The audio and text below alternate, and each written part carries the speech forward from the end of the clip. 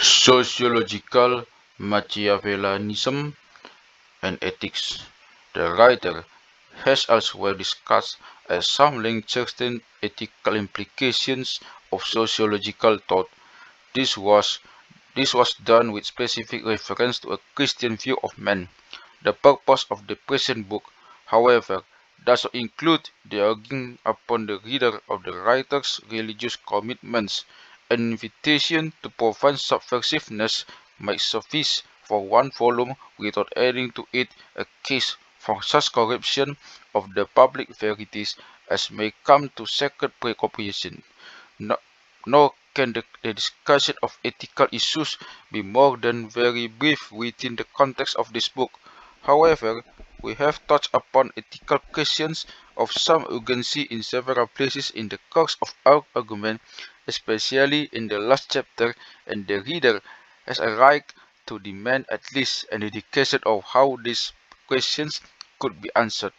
Enough has been said in the preceding pages to justify the conclusion that sociological perspective is not conducive to an onward and upward look, but will rather lead to one degree of another of disenchantment with regard to the interpretation of social reality given in Sunday schools and civic classes.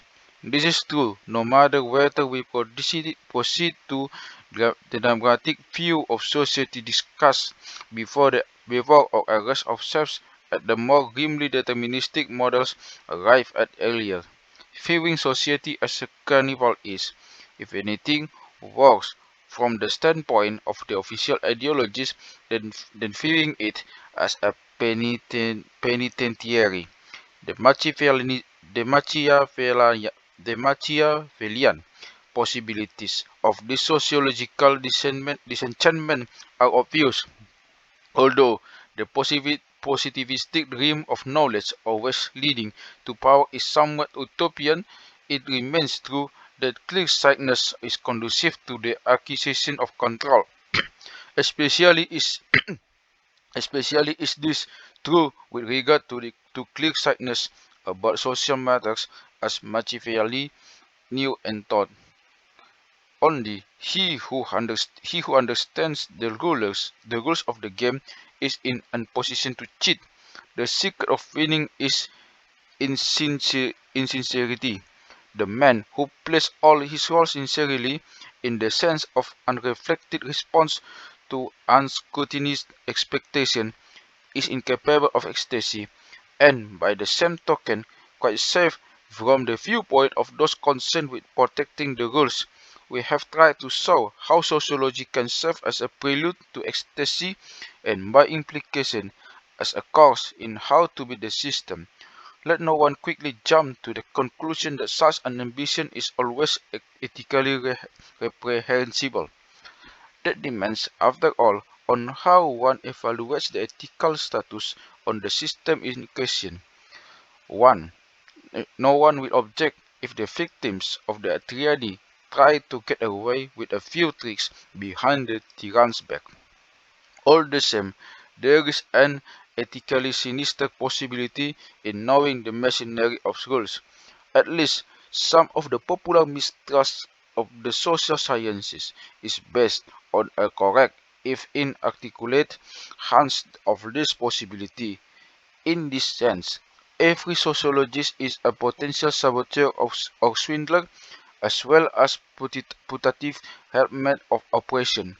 As we pointed out much earlier in our argument, the social scientist shares this ethical predicament with his colleagues in the natural sciences, as the political use of nuclear physics has more than amply demonstrated in recent years. The prospect of politically controlled scientists working away on both sides on the Iron Curtain is not pleasant to behold, as the physicists as, as the physicists are busy engineering the world's annihilation. The social scientists can be entrusted with the smaller mission of engineering the world's consent. Yet, Almost everyone will agree that these considerations cannot be concluded by placing the science of physics under an ethical anathema. The problem is not the problem is not in the character of science, but in that of the scientist.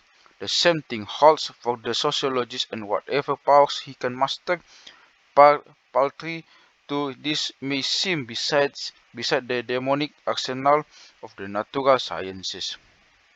Machiavella, Machiavellianism, be it political or sociological, is a way of looking in itself ethically neutral. It becomes charged with negative ethical energy as it is applied by men without scruples or compassion.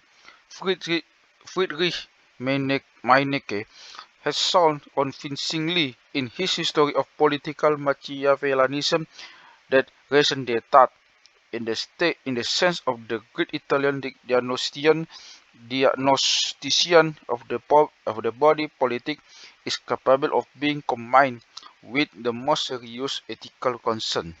Sociological Machiavellianism is not different.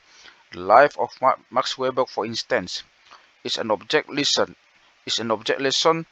in how ruthless sociological understanding can be combined with scrupulous search for the realization of ethical ideals. This does not change the sinister possibility of the tools of Machiavellian perception resting in the hands of men with inhuman purposes or with no purpose at all except to serve the powers that be. The applicability of sociological knowledge in the service of political propaganda and military planning in this country is chilling enough. It becomes nightmarish in the case of a totalitarian society, nor is the spectacle of some of the uses of sociology in contemporary industrial management, public relations, and advertising of great ethical edification. The fact that there are many sociologists who do not regard any of these as raising ethical questions is sufficient proof of the fact that sociological perspective does not ipso facto lead to a higher degree of ethical sensitivity. What is more, the totally cynical researcher is sometimes more accurate in his findings that the college burden with scruples and a morally weak stomach just because the latter may recoil for some of the things that he may find the cause of his research. One cannot even comfort oneself with the thought that it is the better social scientists, better in the scientific competence, that is, who are the more ethically concerned. In this connection, it is interesting to note how sociological understanding itself can become a vehicle of bad faith. This occurs when such understanding becomes an alibi for responsibility. We have already alluded to this possibility in the first chapter in discussing the image of the sociologist as an impassive, committed spectator. For example, a sociologist located in the South may start out with strong personal values that repudiate the Southern racial system, and he may seek to express these values by some form of social or political action, but then, after a while, he becomes an expert class sociologist in racial matters. He now really feels that he understands the system. At this point, it may be observed in some cases a different stance is adopted vis-a-vis the moral problems that of coolly scientific commentator. The sociologist now regards his act of understanding as constituting the sum total of relationship to the phenomenon and as releasing him to any of those acts that would engage him personally. In such cases, the relationship between scientific objectively and the subjectively, the morally involved human being can be pictured in the analogy used by Soren Kierkegaard to describe Hegelian thought. One builds a magnificent palace, a wonder to behold, but goes on living in a hovel next to it. It is important to stress here that there is nothing ethically reprehensible in the role of scientific neutrality as such, and it is quite likely that in certain situations even the very much engaged sociologist may feel that this is the role in which he can make his best contribution. The ethical problem arises when this role is instituted in lieu of personal commitments in the total existence of the sociologist. In the latter case, one is entitled to speak of bad faith in Sartre's meaning of the term. We concede to the critics of sociology that there are grounds here for genuine ethical concern. Nevertheless, we contend that there are significant ethical possibilities directly grounded in the sociological understanding.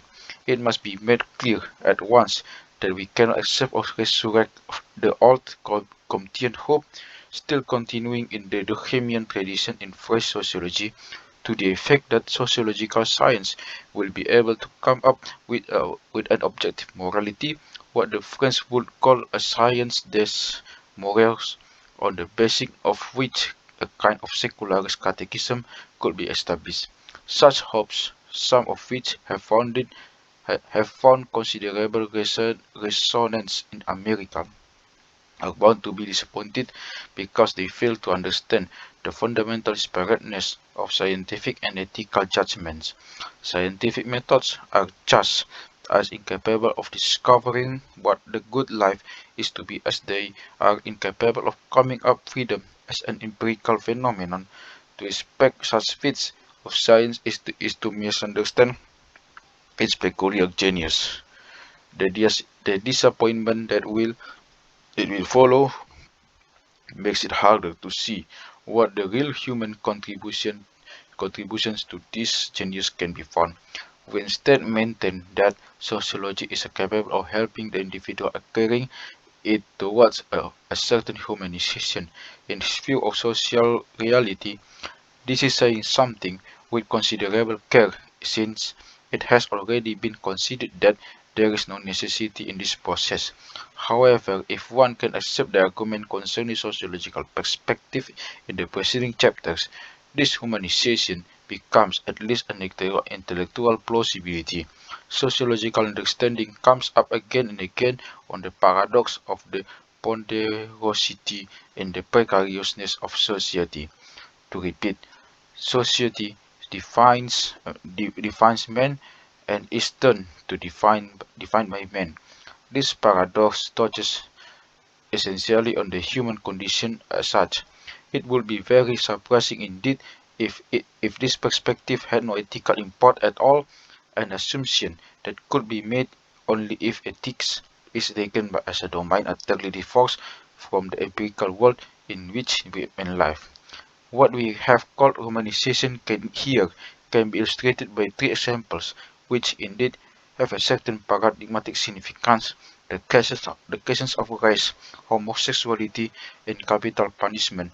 In each of these, it, it can be seen how sociological understanding can make a contribution on the superficial level on the objective clarification of issues. In actual fact, sociologists have made quite an important contribution on this level with regard to each of these questions.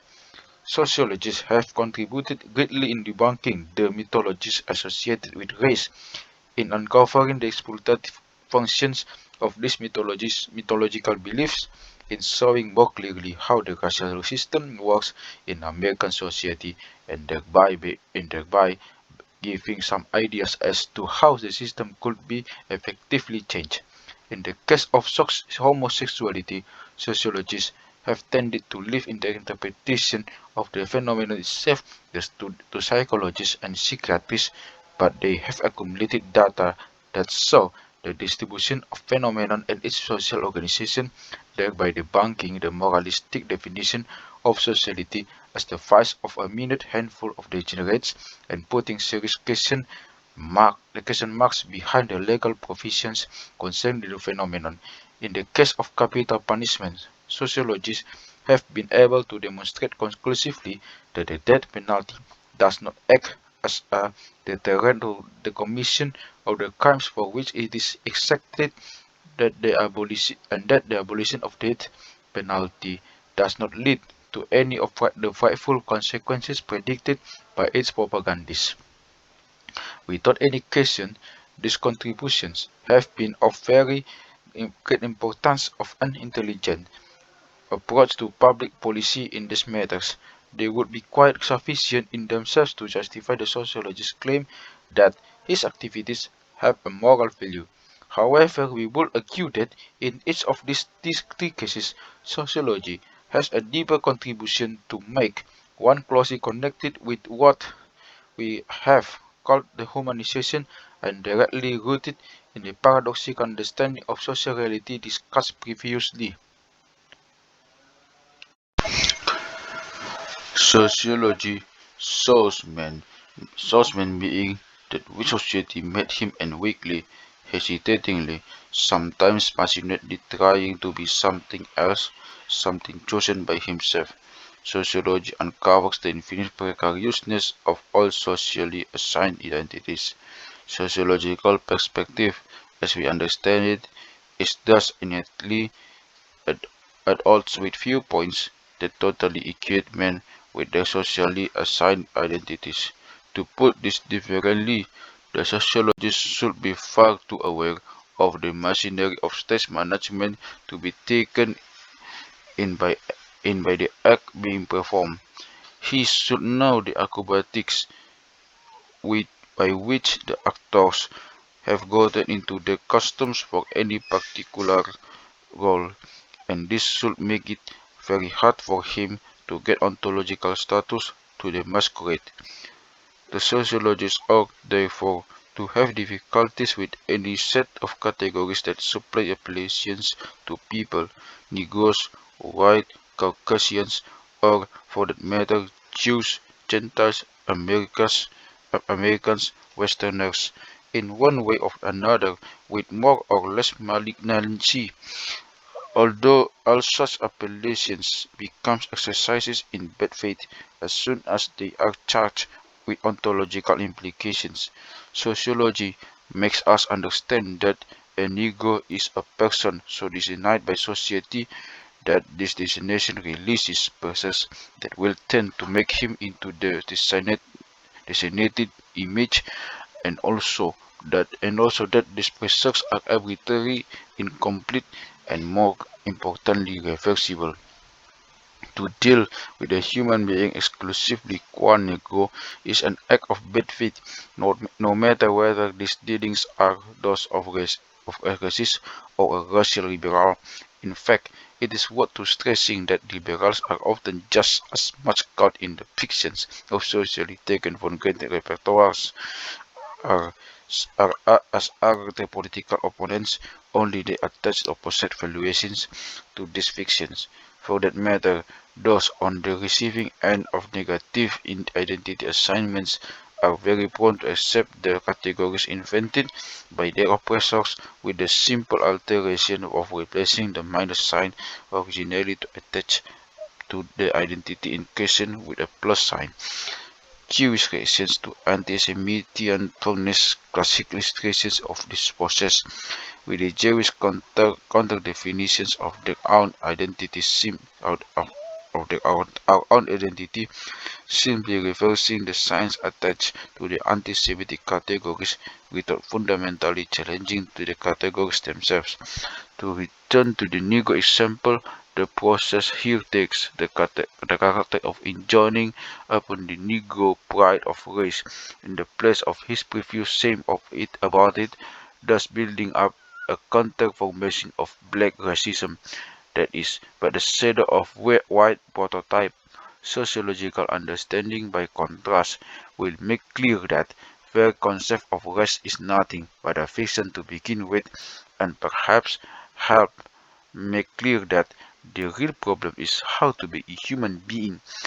This is not to deny that counterformations such as the ones mentioned may be functional in organizing resistance to oppression and make a certain political validity, much like other myths. All the same, they are rooted In bad faith, the corrosive power of which eventual exacts is stalled, as those who have painfully acquired pride of race discover that their acquisition is a hollow indeed. Sociology is then conducive to an existential posture that is hard to reconcile with racial prejudice. This does not mean, unfortunately, excludes the latter, but the sociologist who holds on to such prejudice does so by virtue of a double dose of bad faith. The bad faith that is part and parcel of any resistance, and his own special bad faith by which he separates his sociological understanding from the rest of his existence in society. The sociologist who does not so segregate his intellect from his life, understanding the precarious manner in which social categories are concocted, will strive towards moral and political positions that are not hopelessly fixated on one set of categories taken with ultimate seriousness. In other words, he will take all socially assigned identities with a grain of salt, including his own. The same logic applies to the case of homosexuality. The taken for granted contemporary Western attitude towards homosexuality, with its deposit in the mores and in the law, is based on the assumption that sexual roles are given by nature, that one set of sexual patterns is normal and healthy and desirable, another set abnormal, diseased and execrable. Again, sociological understanding will have to place a question mark behind this assumption. Sexual roles are constructed within the same general precariousness that marks the entire social fabric. Cross-cultural comparisons of sexual conduct bring home to us powerfully the near-infinite flexibility that men are capable of in organizing their lives in this area. What is normality and maturity in one culture is pathology and regression in another. This relativization in the understanding of sexual roles does not, of course, free of individual from finding his own way morally. That would be another instance of bad faith, with the objective fact of relativity being taken as an alibi for the subjective necessity of finding those single decisive points at which one engages one's whole being. For instance, it is possible to be fully aware of relativity and the precariousness of the ways by which one organizes their sexuality and yet commit oneself absolutely to one's own marriage. Such commitment, however, does not require any ontological underpinnings. It dares to choose and to act, refusing to push the burden of decision of nature or necessity. This persecution of homosexuals fulfills the same function of bad faith as racial prejudice or discrimination. In both cases, one's own psyche in the identity is guaranteed by the counter-image of the despised group. As Sartre has shown in his description of the antisemite, one legitimates oneself by hating the feature one has set up as the opposite of oneself. The white man despises the Negro and in that very act confirms his own identity as one entitled to show contempt. In the same way, one comes to believe one's own dubious virility as one spits upon the homosexual. If contemporary psychology has proved anything, it is the synthetic character of the virility of the homosexual moyen, that same erotic baby who likes to play the role of dogmata in the persecution of sexual heresy. One does not have to develop great psychological sophistication to perceive the cold panic that lurks behind the gruff demeanor of such types. The bad faith in the act of persecution has the same roots that bad faith has everywhere. The flight from one's one freedom, including that terrifying freedom terrifying at any rate to the persecutor of desiring a man instead of a woman. Again, it would be naive to maintain that sociologists are not capable of such inauthenticity. However, we contend once more that sociological perspective on this phenomena will simultaneously relativize and humanize them. It will induce skepticism about the conceptual apparatus with which society assigns some human beings to darkness and others to light, including that modern modification of such an apparatus that identifies the darkness with pathology. It will be conducive to the realization that all men struggle against powerful odds to define for themselves a constantly threatened and therefore all the more precious identity with, within that brief span of time that is their own.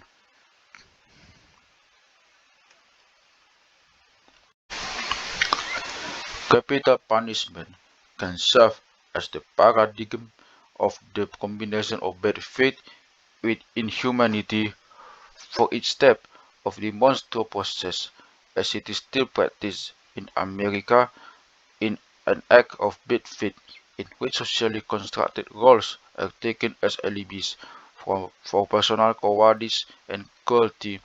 The prosecuting attorney claims to suppress his sympathy to carry out his stern duty, as does the jury and the judge, within the drama of a courtroom in which a capital case is tried. Every one of those who prepare the eventual execution of the defendant is engaged in an act of deception. The deception that he is not acting as an individual, but only qua the role assigned to him in the edifice of legal fictions.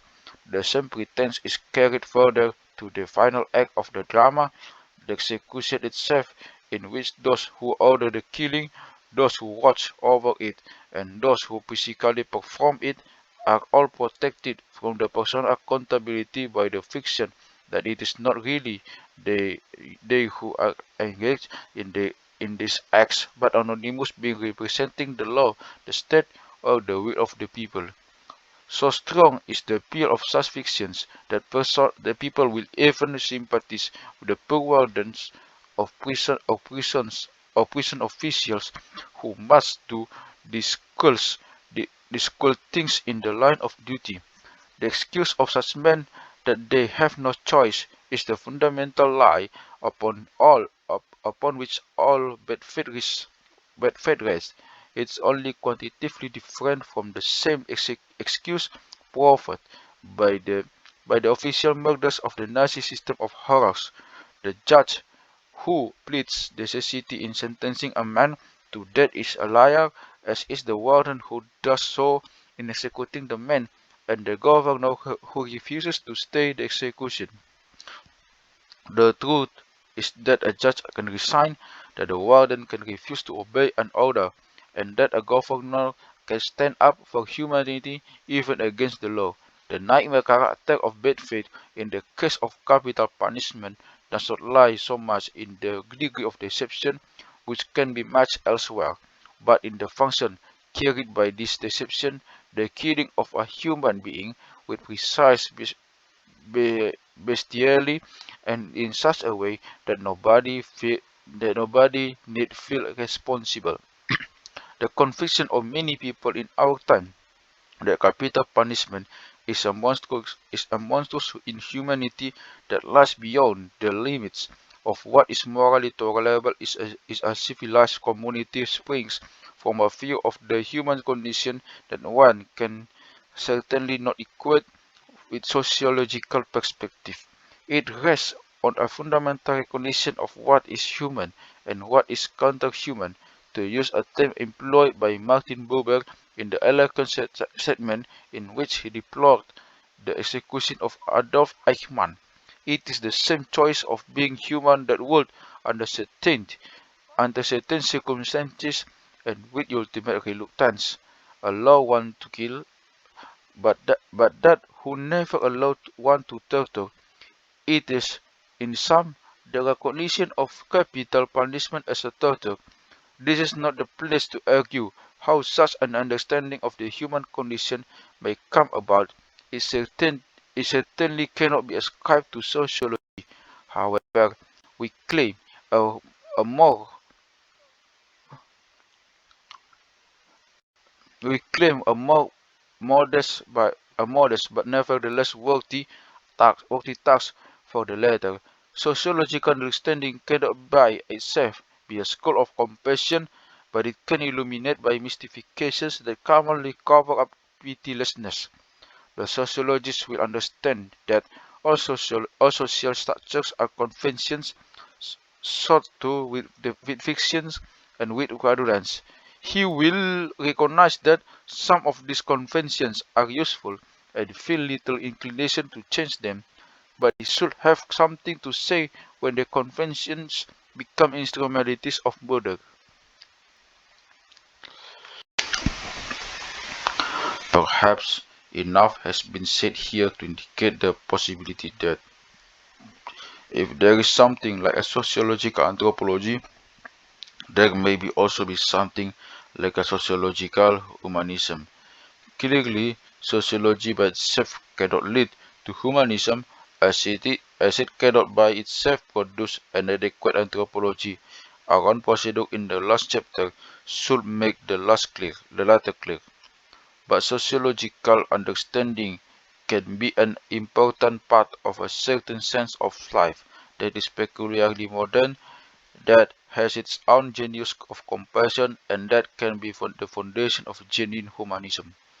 This humanism to which sociology can contribute is one that does not easily wave banners, that is so pursued of too much enthusiasm and too much certainty.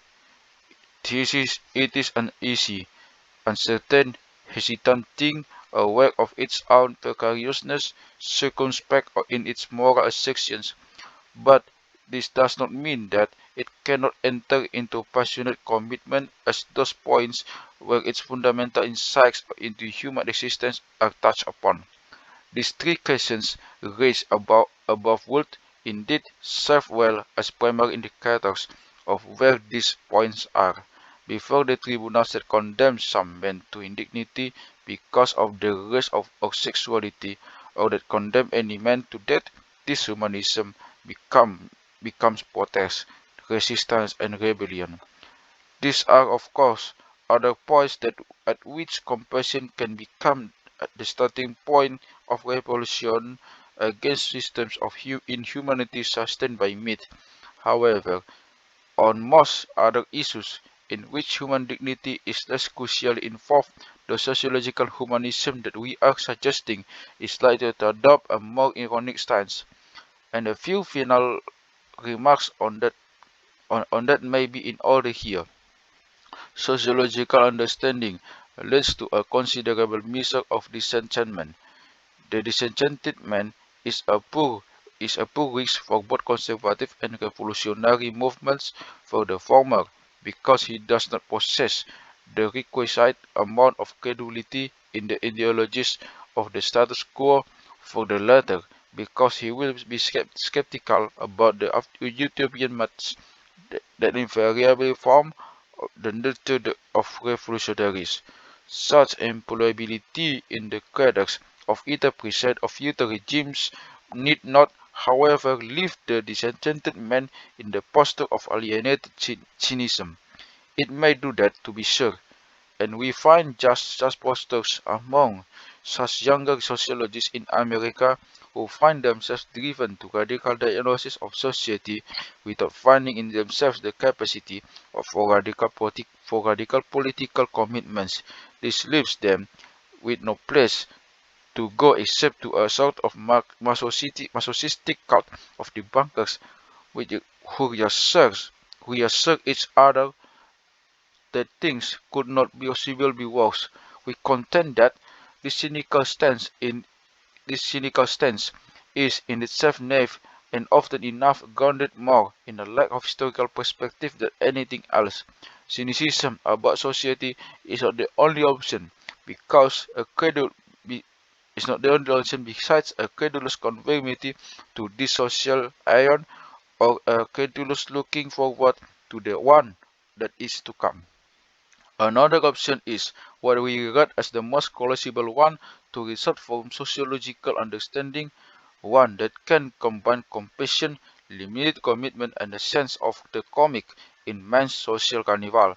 This will lead to a posture vis-a-vis society based on a perception of the latter as essentially a comedy in which men parody up and down with their gaudy costumes, change heads and titles, hit each other with the sticks they have or the ones they can persuade their fellow actors to believe in. Such a comic perspective does not overlook the fact that non-existent sticks can draw real blood, but it will not, from this fact, fall into the fallacy of mistaking Potemkin village for the city of God. If one views society as a comedy, one will not hesitate to cheat, especially if by cheating one can alleviate a little pain here or make life a little brighter there. One will refuse to take seriously the rules of the game except insofar as these rules protect real human beings and foster real human values. Sociological Machiavellianism is thus the very opposite of cynical opportunism. It is the way in which freedom can realize itself in social action.